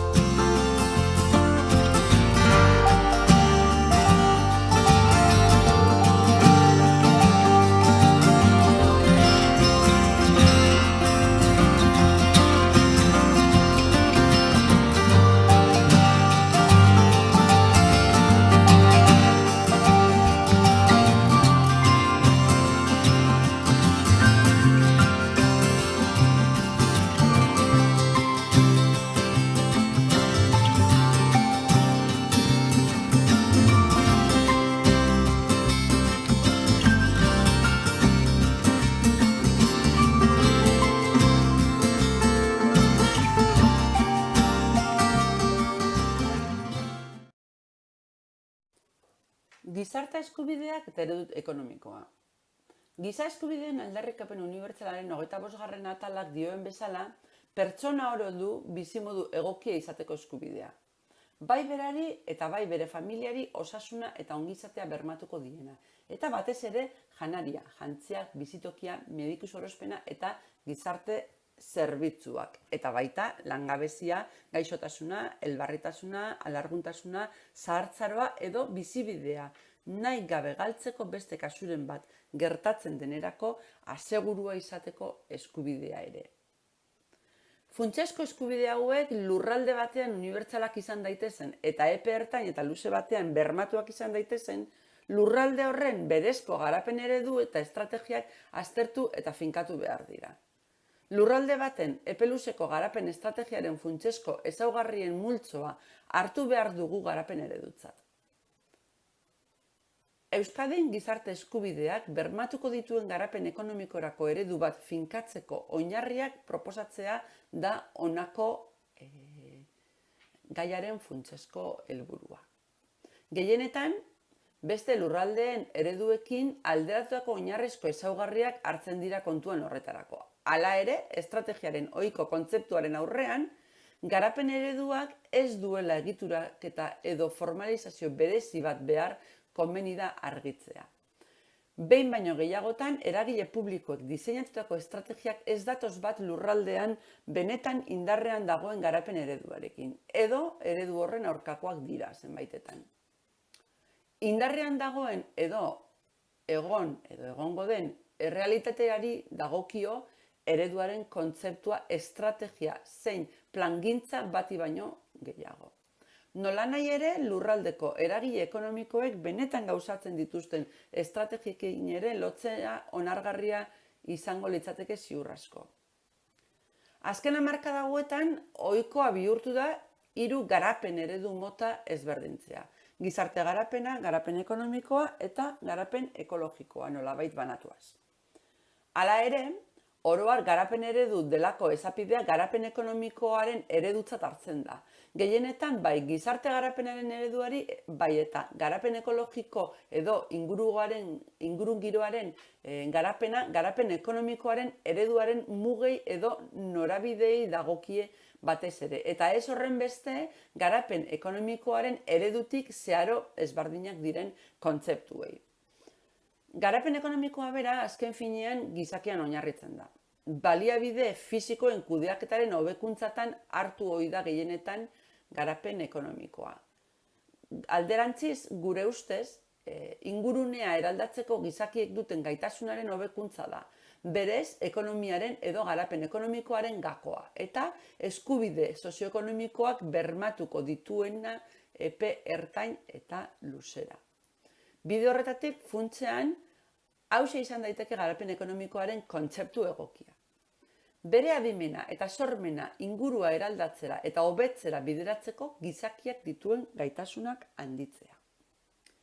Garapen ekonomikoak azkenean hiritar bakoitzaren berezko gaitasunetan eragitena eskatzen du.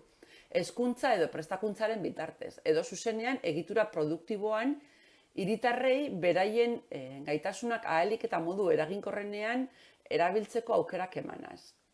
Bigarren alderdi hau azpiegituren inbertsio produktiboen edo garapen teknologikoaren bitartez gauzatu ohi da.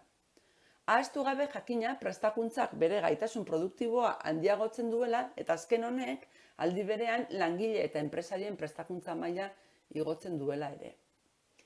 Izan ere, lurralde zehatz baten garapen ekonomikoa alderdi horietan prestakuntza, azpiegiturak, inbertsio produktiboa, teknologia sustatzeko erabiltzen diren tresnek osatu ohi dute lurralde horretan garapen eredua. Baina, garapen ekonomikoa ez dagokio ekoizpenaren esparruari bakarrik, baizik eta banaketaren esparruari ere, oso modu zuzenean. Horra hor, zergatik garapen ekonomikoa eta gizarte garapenaren kontzeptuen arteko bereizketa, neurri handi batean guztiz artifiziala den. Ekoizpenaren bitartez, sorturiko baliabideen banaketak berez eredu produktibo mota zehatz bat sortarazten du. Eredu kolonial batean, adibidez, garapen produktiboak sortutako gaindikin ekonomikoak atzerrira atera ohi dira. Eta gutxieneko elite batek bereganatu ohi du gaindikin hori eredu oligarkiko batean. Baina gaindikina berrinbertitu edo kontsumitu alda ere azpiegituretan, hezkuntzan, inbertsio produktiboan, gastu sozialean, pertsona orok bizimodu egokia izan dezan, bai berari eta bai bere familiari osasuna eta ongizatea bermatuko diena. Eta batez ere janaria, jantziak, bizitokia, mediku sorospena eta gizarte zerbitzuak. Eta baita lanik ezan, gaixotasuna, elbarritasuna, larguntasuna, zahartzara eta barrei aurre egiteko aukera emango diena.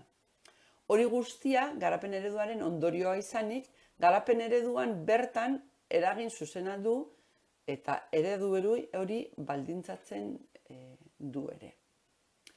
Aldagai horien arteko lehentasunen arabera eta aldagai horiek kudeatzen diren moduaren arabera, garapen eredu ezberdinak azaltzen dira.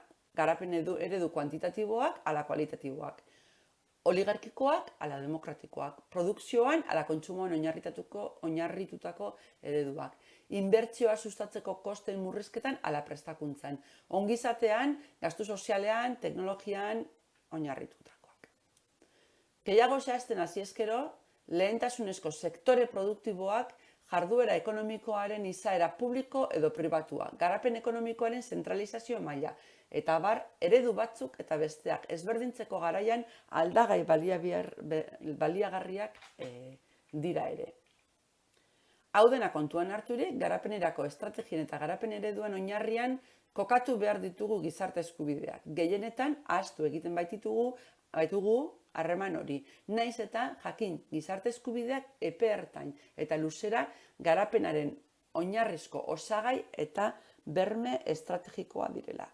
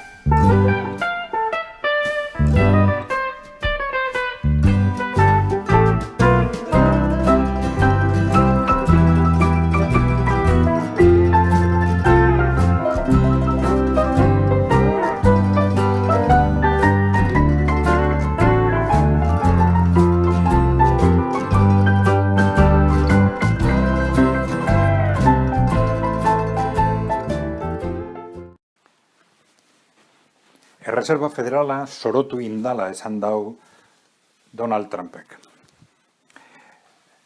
Guztiz ulergarria da gure ustez horrelako balorazio bat egitea Estatu Batutako presidentearen aldetik. Horrek esaten dago esan nahi, Erreserba Federalaren oraingo neurriak desegokiak direnik.